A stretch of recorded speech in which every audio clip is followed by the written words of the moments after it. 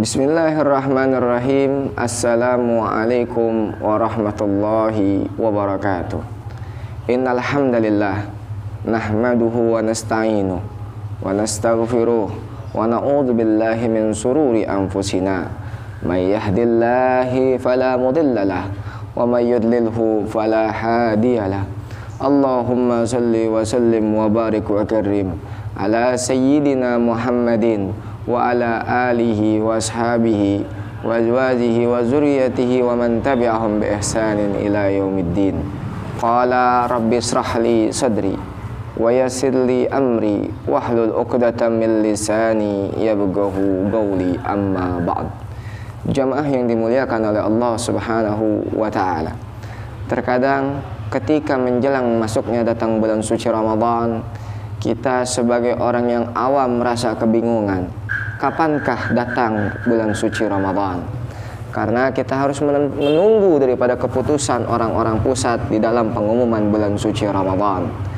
Maka sebenarnya kewajiban untuk melaksanakan ibadah puasa di bulan suci Ramadan dan kewajiban untuk keluar dari bulan suci Ramadan itu kita dapat tentukan oleh diri kita sendiri.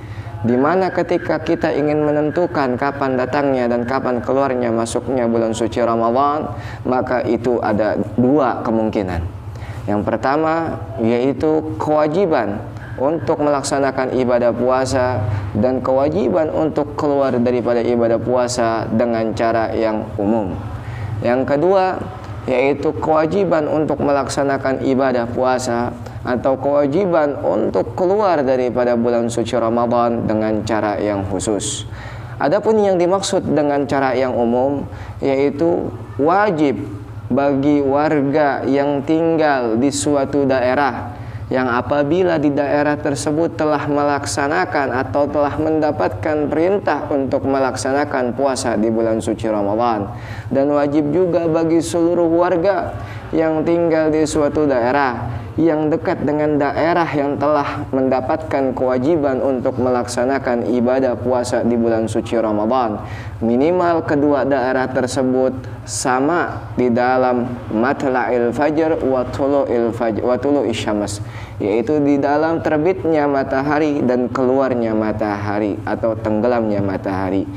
Adapun menurut Al-Imam Rafi'i, maka wajib juga bagi seseorang atau bagi warga-warga yang tinggal di suatu daerah yang dimana daerah tersebut jaraknya itu sekitar 82 km daripada daerah-daerah yang telah diwajibkan oleh Allah Subhanahu wa taala untuk melaksanakan ibadah puasa di bulan suci Ramadan. Adapun yang dimaksud dengan cara yang khusus yaitu suatu perintah dari Allah Subhanahu wa taala untuk melaksanakan ibadah puasa di bulan suci Ramadan atau untuk keluar daripada bulan suci Ramadan dengan cara memberikan suatu tanda kepada orang tersebut, dan maka orang tersebutlah yang hanya wajib untuk melaksanakan ibadah puasa tanpa mewajibkan kepada orang-orang yang ada di sekitarnya. Yang pertama yaitu suatu perintah kewajiban untuk melaksanakan atau keluar daripada bulan suci Ramadan yang diperintahkan oleh Allah Subhanahu wa taala dengan cara yang umum. Bagaimanakah kita menentukan bulan suci Ramadan itu datang? Yaitu dengan cara menggenapkan bulan Sya'ban sebanyak 30 hari. Maksud daripada ini semua bagaimana? Kita tahu bahwasanya ketika kita ingin melaksanakan atau mengetahui kapan datangnya bulan suci Ramadan, itu terdapat dua cara.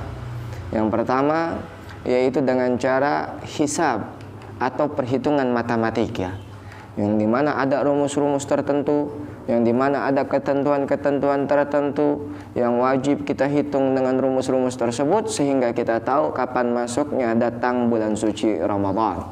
Maka ketika ini hitungan kita pakai, dan ini adalah suatu ketentuan yang memang sudah pasti dan tidak bisa diubah-ubah karena ini memakai rumus. Akan tetapi karena Nabi Muhammad SAW pernah bersabda, "Sumu li ru'yakum," berpuasalah kalian dengan cara ru'yah, yaitu dengan cara metode yang kedua yaitu ru'yah. Apakah ru'yah tersebut? Ru'yah tersebut adalah dengan cara kita memandang atau dengan cara kita melihat, yaitu hilal. Ketika hilal tersebut sudah muncul, maka sudah ada kewajiban bagi kita untuk melaksanakan ibadah puasa di bulan suci Ramadan. Dan apabila ru'yah itu tidak terlihat, maka ada satu cara lagi, yaitu dengan cara menggenapkan bulan Sya'ban selama 30 hari. Maka ketika seseorang mereka melihat ru'yah pada tanggal 29 Sya'ban, karena kalau datangnya bulan Ramadan ini nggak bisa pakai hisab. Menurut sebagian ulama nggak bisa pakai hisab, harus pakai ru'yah. Karena memang udah ada perintah dari Nabi Muhammad. Tapi ada sebagian orang yang masih pakai dengan cara metode hisab. Makanya biasanya kita nggak bisa menerka-nerka kapan datang bulan suci Ramadan, kecuali Ramadan itu datang dengan cara yang hak, yaitu dengan cara melihat ru'yah. Ketika kita sedang melihat ru'yah, tanggal 29 kita melihat ru'yah, ternyata ru'yah itu nggak kelihatan. Otomatis berarti besok masih jatuh tanggal 30 Sya'ban, karena ru'yahnya belum kelihatan. Maka kita besok tidak wajib untuk melaksanakan ibadah puasa di bulan suci Ramadan, karena besok masih dalam keadaan tanggal 30 Sya'ban. Dan ketika besok udah tanggal 30 Sya'ban, lalu kita pengen keluar dari tanggal 30 Sya'ban tersebut, maka kita telah pastikan bahwasanya hari setelahnya adalah hari di mana telah masuk bulan suci Ramadan, dan telah wajib bagi kita untuk melaksanakan ibadah puasa di bulan suci Ramadan. Ketika penentuan metode untuk melaksanakan ibadah di bulan suci Ramadan dengan cara menggenapkan bulan Sya'ban selama 30 hari, maka kewajiban untuk melaksanakan ibadah tersebut bukan hanya kepada satu orang yang tinggal di suatu daerah tersebut, akan tetapi kepada seluruh warganya, kepada seluruh umat Islam yang berada di daerah tersebut, atau kepada warga-warga dan umat Islam yang tinggal di suatu daerah yang dimana daerah tersebut sama di dalam matla'il fajar, yaitu terbitnya matahari dan tenggelamnya matahari, kepada daerah yang dimana di situ telah menentukan dengan cara menentukan bulan Ramadan itu masuk dengan cara menggenapkan bulan Sya'ban sebanyak 30 hari. Yang kedua, yaitu dengan cara ru'yatil hilal. Ketika kita sedang melihat hilal, misal di suatu daerah itu misalnya kayak di sini, kayak kita ini misalnya di daerah Neroktok, ada seseorang melihat hilal dengan penyaksian, yaitu seorang saksi yang dimana saksi ini telah terpenuhi daripada syarat-syarat dalam menjadi saksi. Adapun syarat-syarat menjadi saksi, yang pertama saksi itu harus laki-laki, yang kedua laki-laki tersebut harus dalam keadaan merdeka, bukan dalam keadaan budak, yang ketiga laki-laki tersebut yang menjadi saksi harus dalam keadaan Islam, yang keempat laki-laki yang menjadi saksi tersebut harus mempunyai wibawa, yang keempat laki-laki yang tersebut yang menjadi saksi melihatnya harus dalam keadaan bangun, bukan dalam keadaan tidur. Yang keempat, yang kelima, yang keenam laki-laki yang menjadi saksi tersebut bisa berbicara. Yang ketujuh yaitu bisa mendengar, dan yang ke-8 yaitu bisa melihat, dan yang ke-9 saksi tersebut belum pernah melihat atau mengerjakan suatu dosa yang besar, atau yang ke-10 yaitu saksi tersebut pernah melakukan dosa yang kecil, akan tetapi dosa yang kecil tersebut tidak selalu ia lakukan. Maka ketika seseorang memenuhi daripada 10 syarat untuk menjadi saksi, ketika dia disaksikan atau dia menjadi saksi kepada seseorang yang melihat hilal, maka seseorang tersebut bisa dihukumi atau bisa kita percayai omongannya.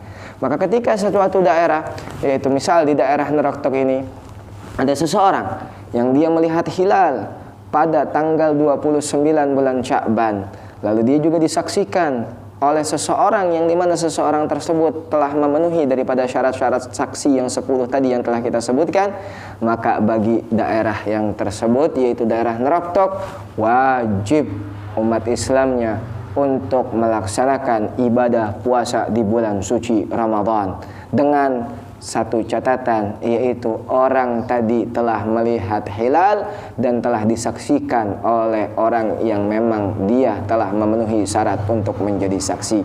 Dan juga wajib bagi daerah-daerah yang memang dia dekat dengan daerah Neroktok, atau yang memang dia ini daerahnya sama waktunya dengan daerah Neroktok di dalam terbitnya dan tenggelamnya matahari, maka wajib juga bagi orang Islam yang tinggal di daerah-daerah sebelah untuk melaksanakan ibadah puasa di bulan suci Ramadan ikut dengan daerah Neroktok, walaupun di suatu daerah lainnya belum ditentukan tentang datangnya bulan suci Ramadan. Yang kedua, yaitu dengan cara yang khusus. Bagaimanakah dengan cara yang khusus tersebut? Dengan cara yang khusus dibagi menjadi 3. Yang pertama adalah biru'yatil hilal. Biru'yatil hilal, yaitu dengan cara melihat hilal. Akan tetapi kewajiban untuk melaksanakan ibadah puasa tidak diwajibkan kepada orang lain yang memang mereka tinggal di dekat-dekat orang-orang yang sedang melihat hilal tersebut.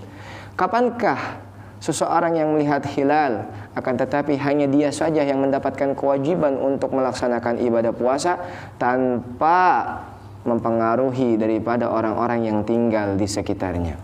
Yaitu apabila seseorang yang dimana melihat hilal ini orang tersebut dalam keadaan fasik, yaitu dalam keadaan dia pernah melakukan dosa kecil, dan dosa kecil itu selalu dia ulangi.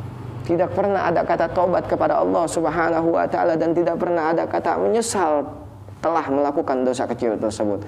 Maka ketika seseorang yang melihat hilal adalah orang yang fasik, maka yang wajib untuk melaksanakan ibadah puasa tersebut hanyalah orang fasik tersebut yang melihat hilal, bukanlah orang-orang yang ada di daerah tersebut atau orang-orang yang ada dalam daerah-daerah yang memang sama di dalam terbitnya matahari dan keluarnya matahari. Maka ketika ada seseorang yang dia melihat suatu hilal menunjukkan bahwasanya besok telah datang bulan suci Ramadan, akan tetapi yang melihat tersebut dalam keadaan fasik, bukan orang yang adil, bukan orang yang dapat dipercaya, maka kewajiban untuk melaksanakan ibadah puasa di bulan suci Ramadan itu hanya terkena kepada orang fasik tersebut, atau hanya terkena kepada orang yang memang melihat hilal tersebut saja, tanpa ada kewajiban pula bagi orang-orang yang tinggal di daerah tersebut. Yang kedua, yaitu kewajiban yang memang Allah Subhanahu wa ta'ala berikan untuk melaksanakan ibadah puasa atau untuk keluar daripada bulan suci Ramadan, akan tetapi hanya kepada orang tersebut saja, melainkan tidak kepada seluruh orang yang tinggal di daerah tersebut. Yaitu apabila ada seseorang yang mengabarkan kepada diri kita tentang dia melihat hilal. Sebagai contoh, datang tiba-tiba teman kita kepada kita, lalu dia mengatakan kepada kita, lu tahu nggak bahwasanya tadi itu gua habis ngeliat hilal? Gua habis ngeliat hilal. Maka ketika kita mendapatkan kabar di dalam penglihatan hilal orang tersebut, maka kita wajib untuk melaksanakan ibadah puasa. Akan tetapi tidak wajib bagi orang-orang yang tidak mendengarkan kabar dari orang tersebut untuk melaksanakan ibadah puasa. Maka ketika ada seseorang yang dimana dia melihat hilal, lalu dia mengabarkan kepada diri kita, ada 2 kemungkinan. Yang pertama, kalau seandainya yang memberikan kabar itu adalah orang yang adil, orang yang dapat dipercaya, orang yang memang benar-benar dipercaya, yang datang kepada kita misalnya, orang yang soleh, orang yang tidak neka-neko, dia bukan musuh kita, dia ini di masyarakat dalam keadaan baik. Maka ketika orang tersebut memberi kabar kepada kita tentang melihat hilal, tentang dirinya yang melihat hilal, maka wajib bagi dirinya dan wajib pula bagi diri kita untuk melaksanakan ibadah puasa di bulan suci Ramadan, walaupun belum ada penentuan dari pusat dan pemerintah tentang adanya kewajiban di bulan puasa di bulan suci Ramadan. Karena kenapa? Kita telah mendapatkan kabar dari seseorang yang telah melihat hilal secara langsung, maka wajib bagi kita untuk langsung melaksanakan ibadah puasa walaupun orang-orang sekitar kita masih belum melaksanakan ibadah puasa. Yang kedua, yaitu adalah apabila orang yang melihat hilal tersebut bukan dalam keadaan yang memang dipercaya.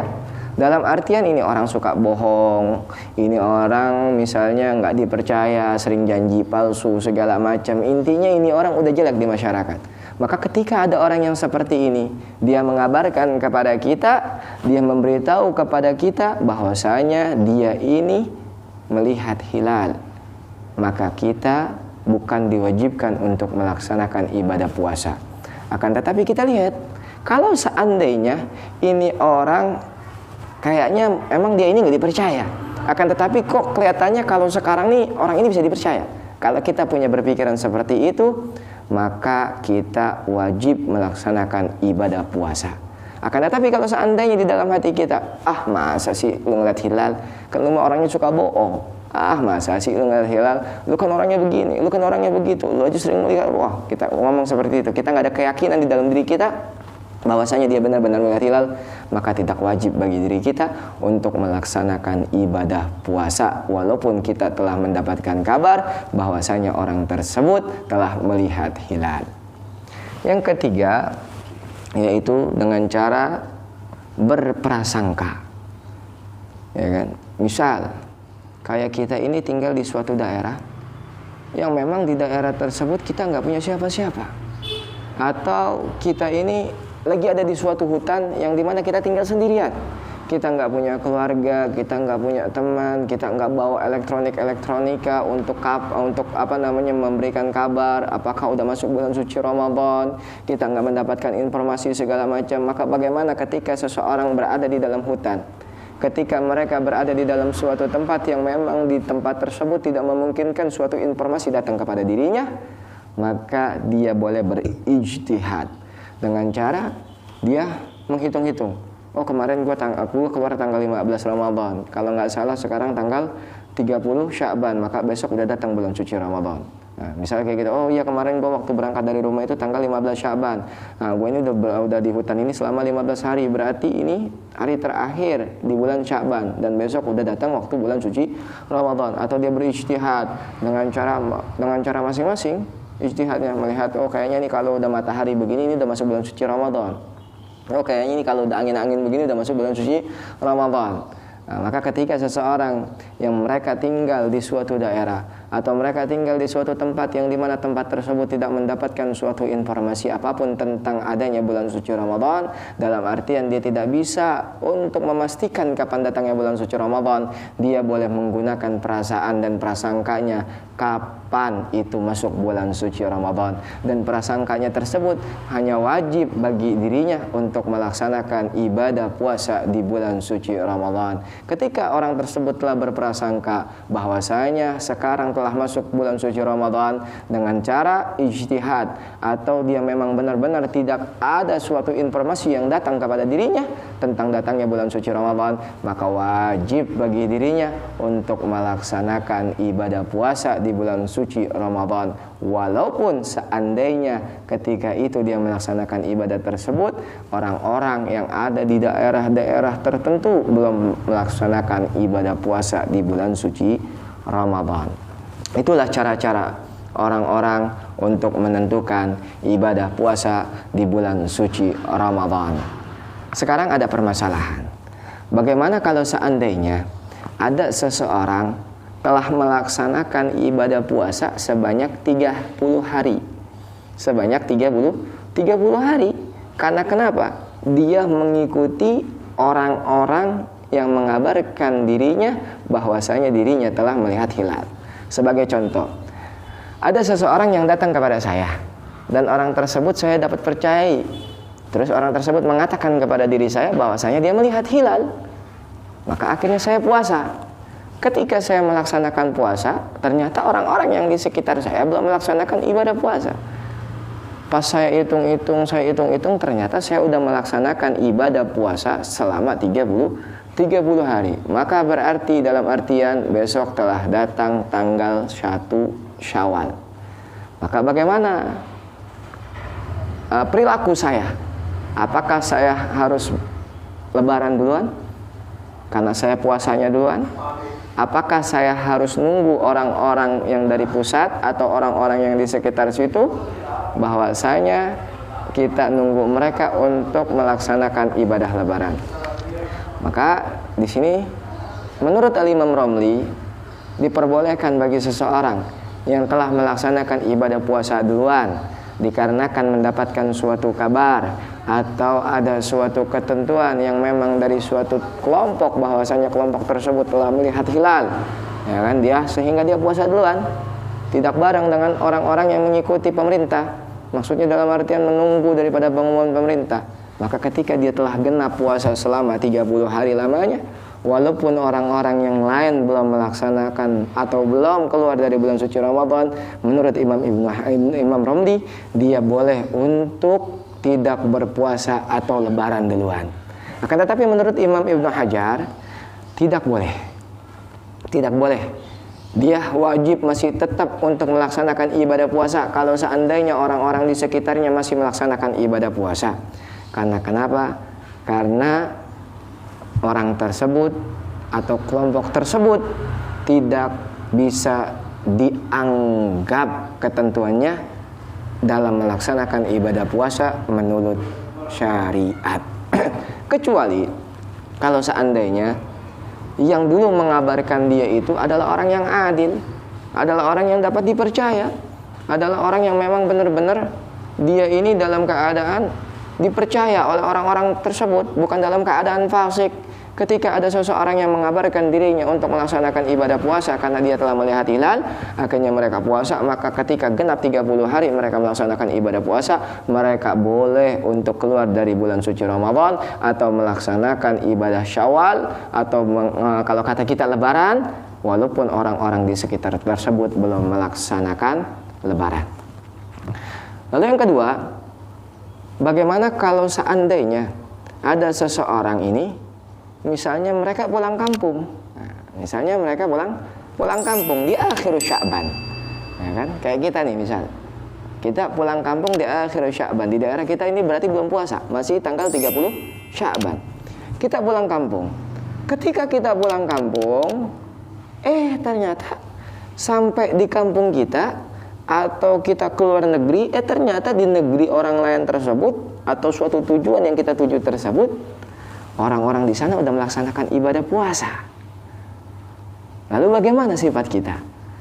Apakah kita tetap tidak melaksanakan ibadah puasa karena di kampung kita tidak melaksanakan ibadah puasa, ataukah kita mengikuti orang-orang yang ada di sana yaitu untuk melaksanakan ibadah puasa?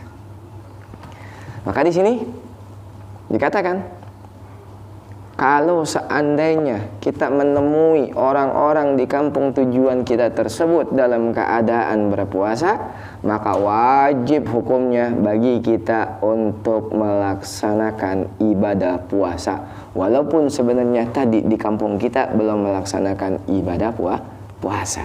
Misal kita keluar negeri, ya, kita misalnya tinggal di Indonesia, ini dari Indonesia dalam keadaan masih tanggal 30 Sya'ban. Kita berangkat, ya kan? Kita berangkat pagi-pagi. Misalnya kita belum makan, belum minum, kita berangkat pagi-pagi. Sampai di sana ternyata asar. Di suatu negara lain, asar. Sampai di negara tersebut kita ngeliat orang-orang udah pada puasa. Sedangkan kita ini tadinya sebenarnya nggak puasa. Lalu bagaimana? Kita wajib mengikuti orang-orang di sana dalam melaksanakan ibadah puasa. Ya kan? Dan kalau seandainya ketika kita melihat orang-orang di sana tersebut, ya kan, kita melihat orang-orang yang di daerah tujuan kita tersebut dalam keadaan muftir atau tidak berpuasa, kita balik berarti keadaannya. Kita ini misalnya dalam keadaan puasa, udah masuk bulan suci Ramadan di daerah kita. Kita berangkat juga sampai di sana ternyata di daerah sana belum masuk bulan suci Ramadan. Maka ketika kita melihat seperti ini, ya kan, kita disuruh ada dua pendapat. Yang pertama menurut Imam Ramli, wajib bagi kita untuk mengikuti orang di sana, yaitu membatalkan ibadah puasa kita. Akan tetapi menurut Imam Ibnu Hajar, kita tidak wajib untuk membatalkan puasa kita. Karena kenapa? Karena kita puasa tadi di daerah kita itu dalam keadaan yakin melihat hilal. Jadi nggak apa-apa kita teruskan puasa kita walaupun di sana belum puasa. Itu menurut Imam Ibnu Hajar. Kalau menurut Imam Ramli kita wajib untuk nggak puasa, ngikutin tradisi sana atau ngikutin ketentuan di sana. Kalau ketika kita shaim, ketika kita puasa di daerah kita melaksanakan safar, maka ini ada dua ketentuan. Ya, sampai di daerah kita safar kita ada dua ketentuan. Yang pertama adalah kita ngikutin daerah tersebut tidak puasa. Itu menurut Imam Romli. Kalau menurut Imam Ibnu Hajar, kita tetap wajib puasa. Karena kenapa? Puasa yang tadi kita bangun di daerah kita dalam keadaan yakin.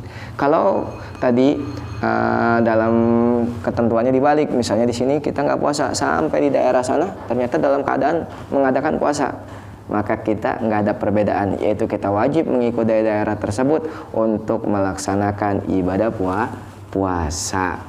Yang ketiga, permasalahan terakhir, kalau seandainya kita ini pulang kampung atau kita pergi ke daerah tersebut, kita mulai perginya ini di akhir bulan Ramadan, yaitu tanggal 30 Ramadan. Kita puasa sampai di daerah sana, ya kan? Padahal jaraknya 9 jam misal. Kita berangkat pagi sampai sana jam 4 sore. Ternyata di sana udah lebaran. Lalu bagaimana nih? Apakah kita ngikut lebaran ataukah kita tetap bertahan untuk puasa? Apakah kita lebaran? Apakah kita tetap melaksanakan ibadah puasa? Maka di sini